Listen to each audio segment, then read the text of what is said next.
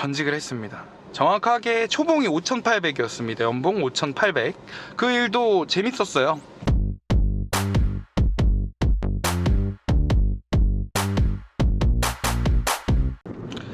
여러분 안녕하세요. 정신 차려보니 마이스 10년 기획을 사랑하는 대행사출 신입니다. 오늘은 제가 아무한테나 해드리지 않는 이야기를 해드릴 거예요. 저도 열심히 일하다가 외도를 한 적이 있습니다. 외도.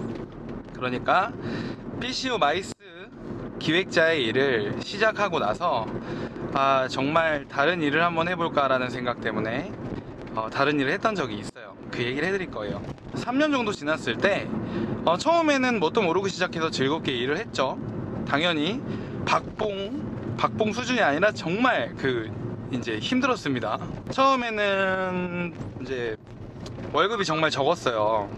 월급이 2천도 안 됐습니다. 연봉이 2천도 안 됐고, 그리고 10년 전이니까 지금 신입보다도 더 적게 받았을 거예요. 더 적게 받았을 건데 처음에 즐겁게 일했어요. 그러면서 머릿속에 항상 그게 있었죠.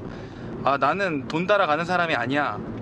나는 즐거운 일을 해서 즐거운 일을 하고 즐거운 일을 업으로 삼으면서 내가 하고 싶은 일을 하고 거기에 가치를 두는 사람이다 라고 실제로도 그렇게 생각을 했어요.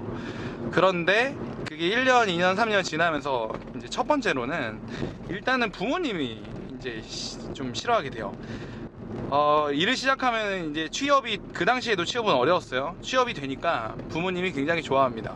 와, 이 어려운 시기에 취업이 됐다고, 와, 무슨 일 하는데 막 설명하고, 그래, 잘 알아듣지도 못하면서 좋은 일 하는구나, 다행이다. 도둑질만 아니면, 그리고 사람 죽이고 도둑질만 아니면 좋은 일이다라고 부모님은 생각하니까. 근데 이게 아들이 출근을 하는데 이 집에 올 생각을 안 하는 거죠. 야근 맨날 하고 주말에도 회사 간다 하고 막 그러니까. 근데 중요한 건 저는 그 안에 당당함이 있었어요. 정말 즐거워서 하는 일이니까 정말 일처럼 느껴지지 않았거든요.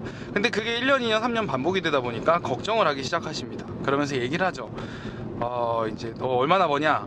돈을 얼마나 버냐? 당연히 말씀 못 드리죠. 그때 너무 적었으니까. 그렇게 일을 많이 하는데 많이 못 버니까 말씀을 못 드렸죠. 그게 반복되다 보면 나중에는 이제 어느 정도 버는지 알게 되시고 나서 화가 나시죠. 화가 나십니다. 야, 그렇게 일을 많이 하는데 그거밖에 못 벌어?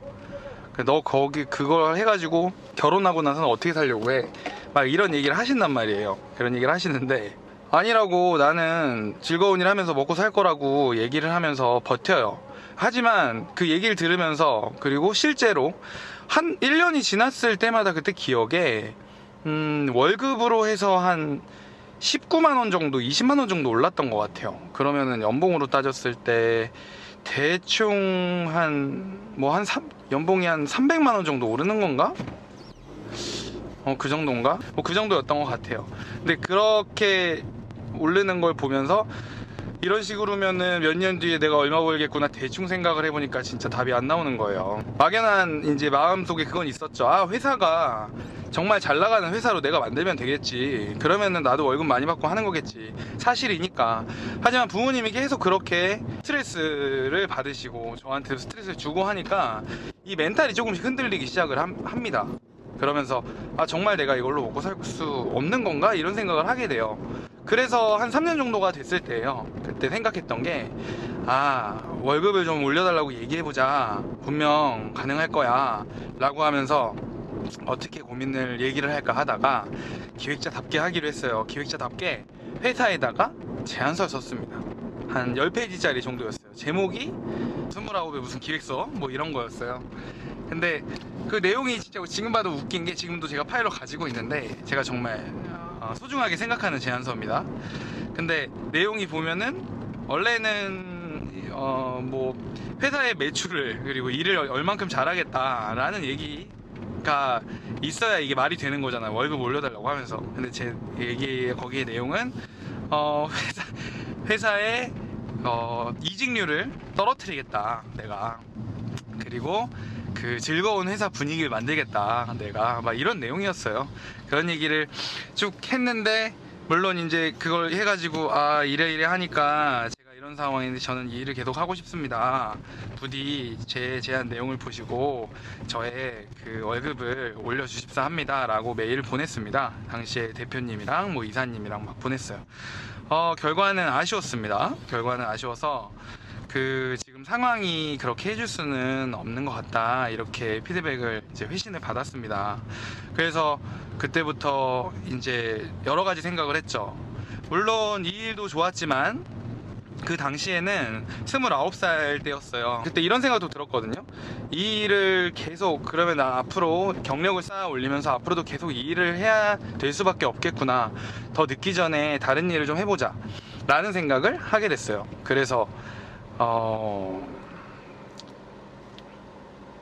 사실 이 방송을 이제 전 회사 대표님도 다 보고 계신데 그때 이제 휴가를 내서 이제 면접을 보러 다녔습니다. 이력서를 두고 대기업이었습니다. 대기업에 이력서를 듣고 면접을 보러 다녔었어요. 행사랑 겹친 날도 있어서 행사 컨퍼런스 마지막 날 투어 때였는데 그때도 면접을 보고 나서 투어 코스로 합류하고 막 이랬었어요. 그래서 결론적으로는 이제 합격을 했습니다. 대기업이었고 말씀을 드리고 전직 절차를 밟았죠. 저한테는 굉장히 어려운 일이었습니다. 작은 회사인데도 불구하고 거기서부터 시작을 해서 저는 3년 있었으니까 굉장히 정도 많이 들었었고 제가 정말 좋아하는 사람들이랑 일을 하고 있었으니까요. 그렇게 해서 전직을 했습니다. 근데 저는 지금 이 일을 하고 있죠. 어떻게 된 거냐? 다시 돌아왔습니다. 굉장히 체계화된 교육도 받고 일을 하고 있었고 정확하게 초봉이 5,800이었습니다. 연봉 5,800. 그 일도 재밌었어요. 재밌게 하고 있었는데 어느 날인가 그 JW 메리어트 호텔에서 이제 전직을 한 그 직장에서 행사를 하게 됐습니다. 근데 거기 갔는데 이제 그 고객사분들을 모시고 하는 연회 같은 거였어요. 거기서 대행사가 왔었죠. 와서 일을 하고 있는데 기분이 이상한 거예요. 저기가 내 자리인데 왜 내가 지금 여기에 있지? 왜 내가 지금 엘리베이터 앞에서 고객사를 기다리고 있지? 난 저기서 등록 데스크도 막 이제 체크하고 들어가갖고 콘솔 점검도 하고 안에 이제 리허설 할 텐데 내가 왜 여기 있지? 기분이 되게 이상하더라고요. 어쨌든 재밌게 일을 하면서 저는 그때 굉장히 순진했습니다. 순수했고 저는 그렇게 생각해요. 근데 선배 중에도 멋있는 사람들이 거기도 많았습니다. 그래서 한 번은 물어봤죠. 선배한테 그 선배님 이 일의 매력은 무엇입니까? 라고 이렇게 물어봤어요. 근데 그 선배가 그렇게 얘기했습니다. 돈밖에 없다고. 돈밖에 없다고 그렇게 얘기를 했어요.